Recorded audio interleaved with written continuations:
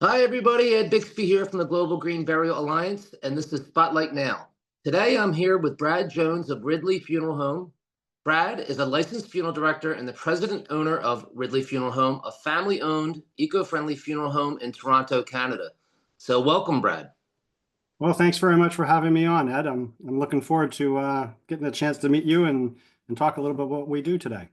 That's great. So are we. So let's learn a little bit about the history of Ridley Funeral Home and what inspired its creation. Was this a thing that you created on your own, or how did you get involved? No, our funeral home opened in 1921, so it's definitely wasn't me that created it. It is a family-owned funeral home, but I'm a first-generation funeral director, and the we're the third family to we're the fourth family to own the funeral home. It started off as Baycroft and Sons with horse and buggies. Then it became Art Ridley owned it, and he changed the name to Ridley. And in the 50s, the Nill family purchased it from the Ridley family, and then my family purchased it in 2013. I started working at Ridley's in 1991, and it was a great fit for me. So when George decided he wanted to retire, he gave me the opportunity to purchase it, which was phenomenal. That's great. And I mean that's the story of lots of funeral homes that are generational or have been around a long time. It's great that you were inspired to do that. And tell us a little bit of the range of services that you offer, including your eco-friendly funeral options, because as our viewers know, a full service funeral home not only it has the eco-friendly funeral options, but they offer lots of different types of things. So why don't you tell us a little bit about that, Brad? Yeah, so we're similar to a lot of funeral homes in providing, the typical traditional services from burial to cremation, entombment, shipping all over the world. We have lots of families that will have a visitation with an embalmed body, and some will have visitation with an unembalmed body. Um, yeah, it's like a typical funeral home. The only difference for us was when we got really active with the Green Burial Council a couple of years ago. We'd always offered green products, but we never really thought too much about it. It didn't seem like a huge market, 20 years ago. There was always just talk about it, and there was like a little bit of interest. So we slowly started to make some green packages, and basically what those were um, something that we've always done. So we've always worked with families that want to have a visitation at their home. So, whether it's just us doing the transfer from the place of death and bringing the deceased to their family home for the family to do their washing, their dressing, placing them in the casket or container. Sometimes it's something that they've made. Sometimes it's something that we had provided. We started doing that probably about 15 years ago. And we realized that we were going all over the GTA, the Greater Toronto area, because there's a lot of funeral homes that when a family would call them and say this is what they were looking at having, they wanted to do a lot of things on their own. There's a lot of funeral homes that say, well, you can't do that, or we're not going to do that, or we're not going to help you. And, um, one of the things that we've always done here is rarely say no to a family. I guess it's kind of bad parenting now when you don't say no to your kids, but when you're in business, if it's not illegal and it's something you can help somebody with, and I'm not sure why you would say no to somebody um, and not provide them the services that they wanted. So that's how we really started getting involved more with the green side of funerals. And if you look back on the history of funeral service, it's something that funeral homes have done, for generations. Funeral homes have been green for generations, especially prior to embalming becoming such a popular thing. Um, but I look at our history and I look at the things that we've done for families, and I think it put us in a really good place to be, the first funeral home in the Toronto area to be certified by the Green Burial Council. And it gives us the opportunity to serve families that aren't going to get served somebody somewhere else because funeral homes are reluctant to do that type of work. No, that's a great attitude to have, and it's good for the viewer and the consumer to hear that this has been happening since the dawn of time. Funeral directors have been helping families through this process, since funeral directors existed, and it's great that you guys are willing to go out and help the community in the way you are because it is important. And I do agree with what you said. It's very hard to understand sometimes why people turn away business, but I think with people like yourself, with Ridley Funeral Home, offering these services, you might wake them up a little bit to the fact that, hey, wait a minute, maybe we need to start listening a little more. So that's all. That's great. And you know, did you ever have anything in particular, maybe an experience or something that piqued your interest in offering these green services, or was it a personal choice or more of a community need or demand? It sounds like it was a mix of what you just said that people were asking for, but was there a time when you looked at it and said, "This is a little different"? And what's your take on a natural burial? Yeah, I think for myself, I love the idea of a natural burial. I love burial over cremation. My wife will tell you that you know most of our family is their tradition's always been cremation, and she knows that I don't want to be cremated. I want to be buried. I want to be in a environmentally sustainable casket, and I want to go back to the earth. I haven't told my kids or my wife one way or the other if they want to have embalming. Like I said, you can do natural embalming. You can do what you want at that point, but because they have to, the funeral's for them too, right? It's what I think and what my wishes are. But really the funeral service is for them. So if they need to have me, embalm because some of my kids live out of the country and it's going to take a while for them to get back, it's one of those things that you'll deal with at the time for them. But yeah, I think I've always kind of liked the natural thing. I liked when I went to cemeteries, especially old country cemeteries, and the earth is right there, and it's not covered by the carpeting that the cemeteries and all the Toronto area put on the cemeteries to dress the graves to make it look pretty. And I've always thought that we almost sanitize it too much. The whole process. And when I got into funeral service back in the late 80s, early 90s, so much was hidden from families. You never told families what was happening or what you were doing or what was going to be happening. It was just kind of like all a mystery. And the more I got involved and the more I learned, I realized that giving families as much information as you can possibly give them takes the mystery away. And when in doing that, it breaks down barriers, and all of a sudden you have families that want to be involved. And we've had families that have come in to help wash and dress family members here at the funeral home. And then that got us into the point that we were thinking, well, this is something that people are doing here. And yeah, it makes it a lot easier for us. But then we had families that saying, maybe we'd like to do this at home. And I think when we looked at it, it was, I guess we're ahead of our time in the Toronto area. We're definitely not ahead of the time in the green sphere of things. But when we started to do that, it was, there's a lot of people out there that, when I say a lot in a population of say, 5 million people, there might be 5,000 people that want to have this service, but that's still a lot of people that want to, participate.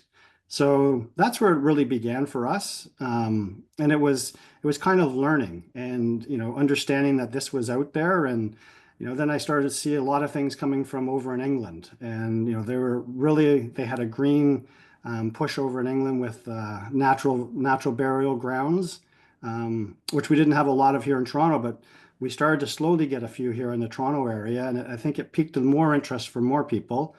And if I look at our records for the last 10 years, 10 years ago we might have done 5 or 6 green burials, and now we're probably doing about 20, 30 green burials a year. And that's just the green burial side. We're not talking about the families that decide that they want to have what they call a green cremation. Environmentally friendly container that gets cremated. I know cremation is not the most green process, but when you're at 70% of your population in the Toronto area that are going with cremation, you got to do everything you can to make it as green as possible.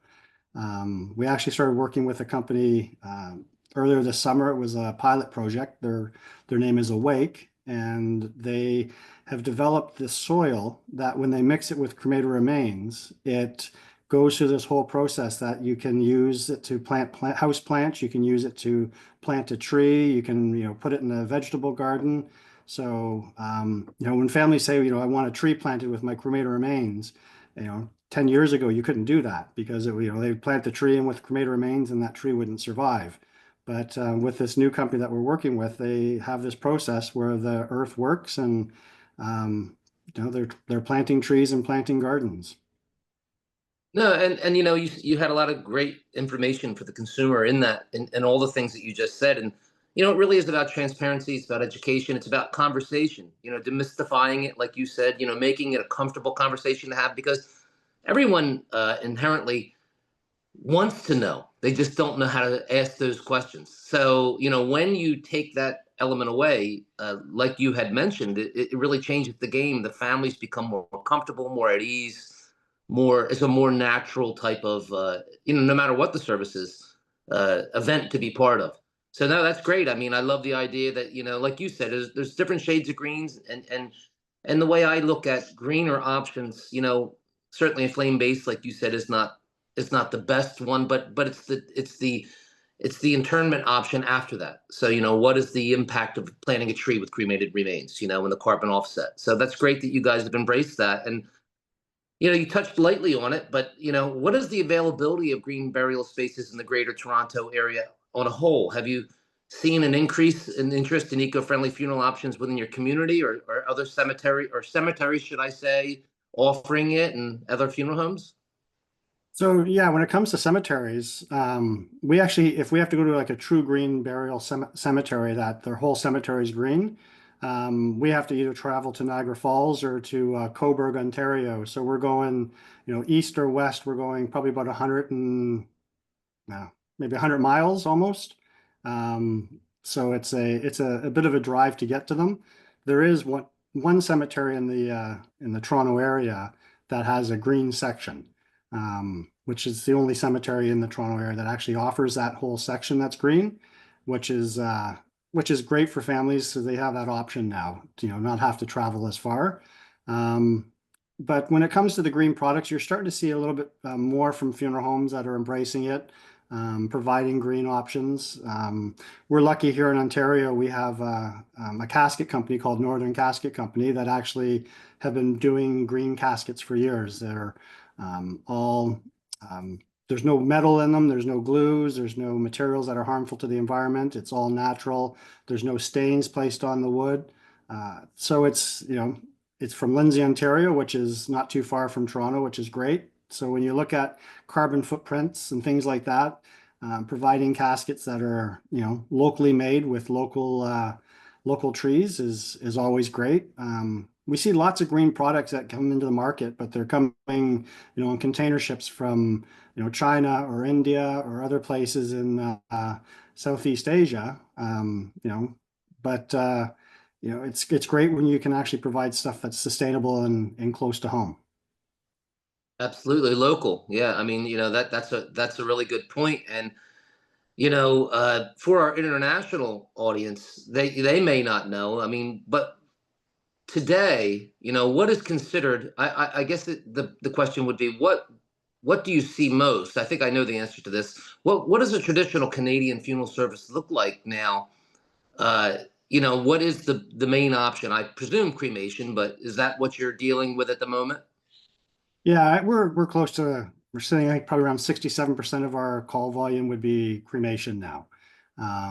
So it's, families that either go for just a very simple basic cremation, to families that have traditional visitation service at a church, followed by cremation, and then they'll bury the ashes, or they'll send them back overseas to their homeland. So yeah, I think nothing is typical anymore. And that's, when I got into funeral service, there was a lot of what they used to always hear the term cookie cutter funerals. But when I look at the way the industry is now, and I think this is what excites me about the industry, it's finally changing. It's finally moving a little faster than it ever moved before. Like if you talk to funeral directors from the 70s and 80s, they were so reluctant to embrace cremation. They fought cremation because they were afraid that it was just taking away, from the type of services that they provided. But, I think when funeral homes, and we were always one that embraced it on the early onset. But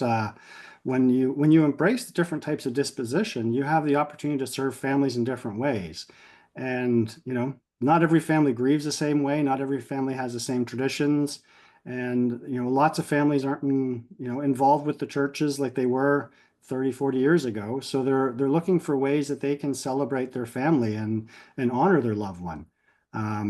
One of the things we did was we actually put a pub in the basement of the funeral home in one of our old coffee lounges that didn't get used all that often because we found that families would have like a cremation, a simple cremation, and they'd go down the street to one of the local pubs to have a service, get together, have some drinks, and have a reception. But what we were hearing from those families is it was great, but on the same token, there was a whole lot of other people in the bar that didn't know their mom or their dad, and didn't it didn't feel so celebratory for their parents because there was the Leaf game going on in the background and the Leafs were losing again, so it wasn't it wasn't great for them. But I think when we look at different things that families are looking for, it just makes sense to be able to offer them. And the green options was one of the best options for us to do because really it's what we already do. We care for the deceased. And not only do we care for the deceased, we also care for the family.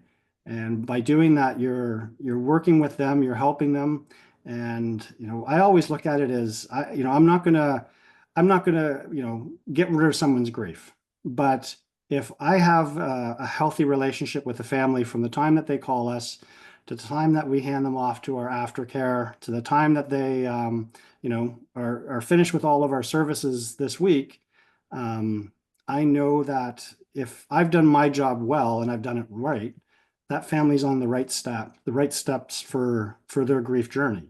I'm not going to take the sting out of the death. I'm not going to make it easier for them in dealing with the death, but I think that if we have them on the right footing, that they're going to go in the right direction.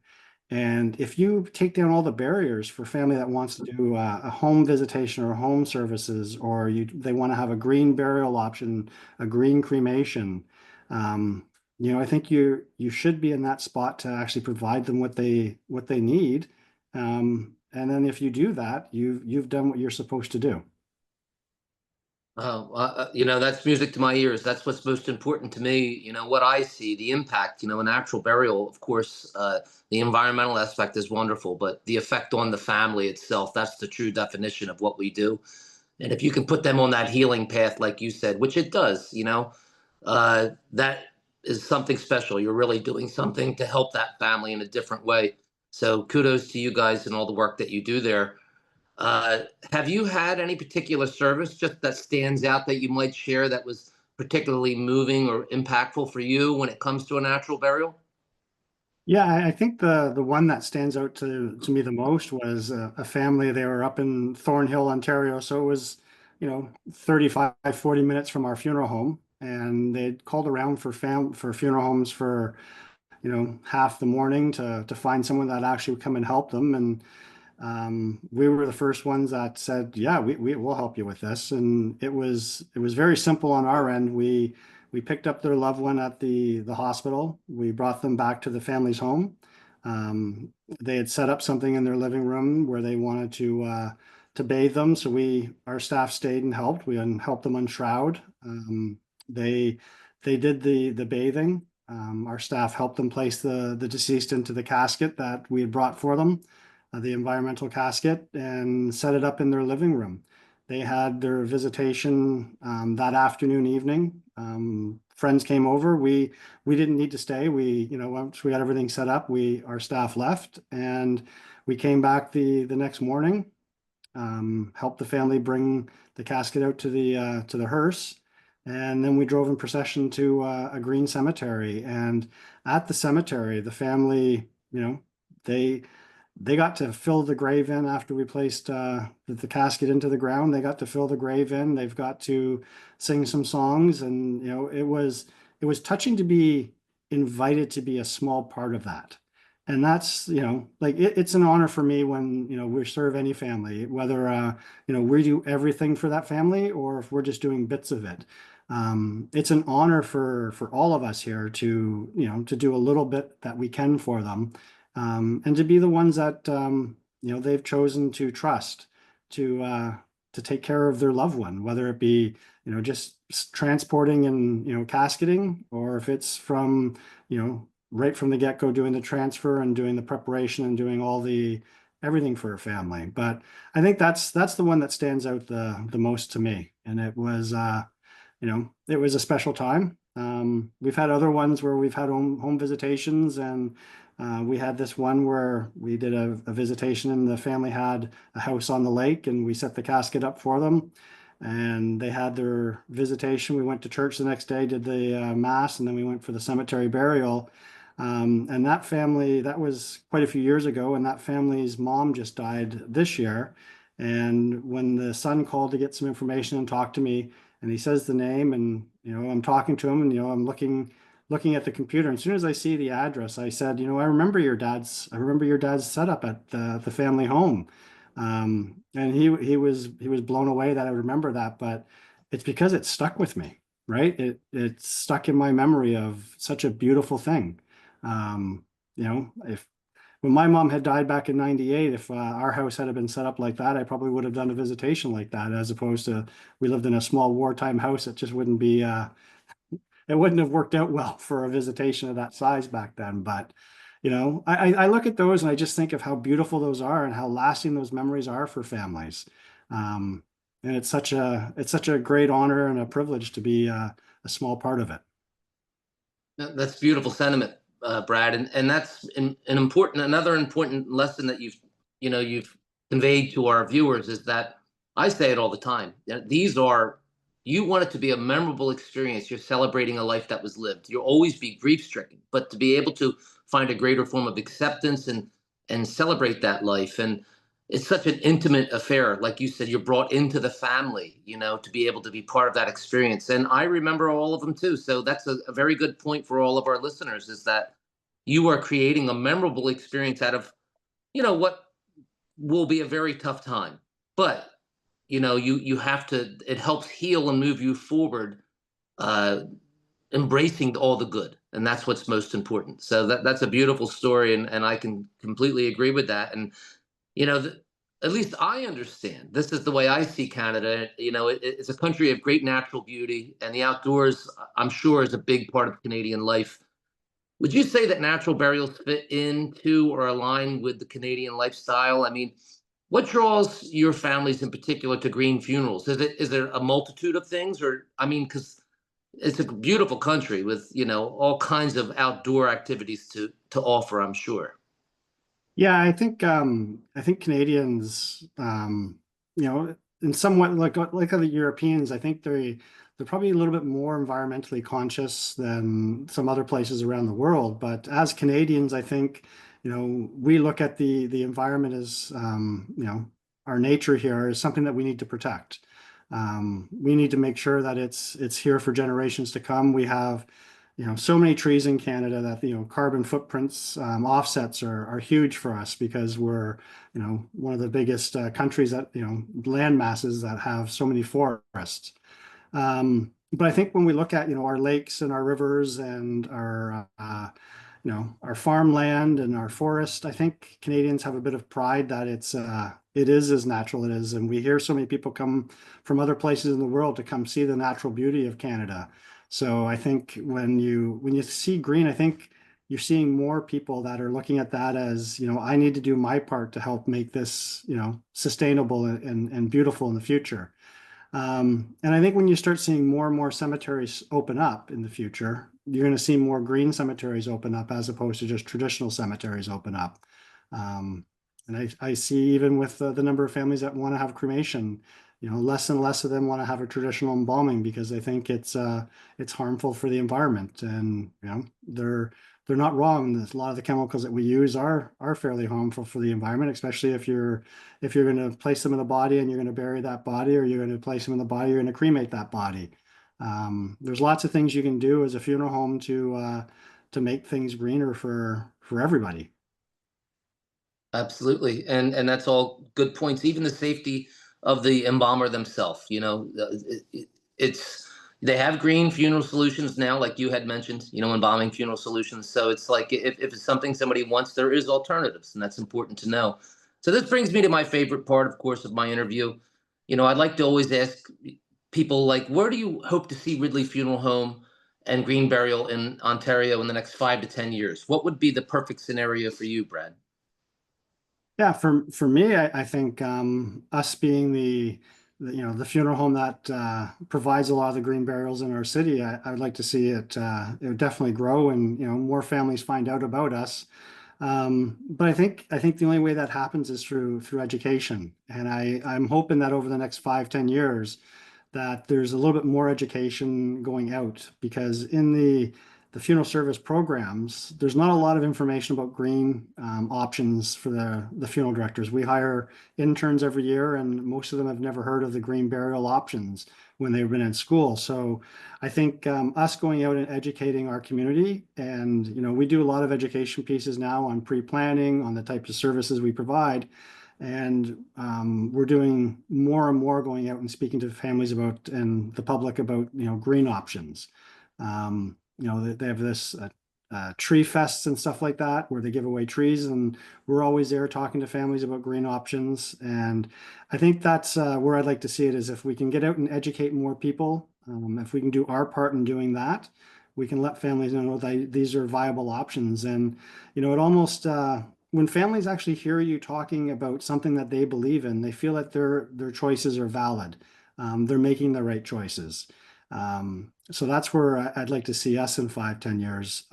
Where it comes for green cemeteries, I'd love to see a few more, closer to Toronto than what we have right now. I'm not sure how viable that is with the cost of land now being as expensive as it is. But I think that would be great if we could see a few more green options for cemeteries available for our families and our communities.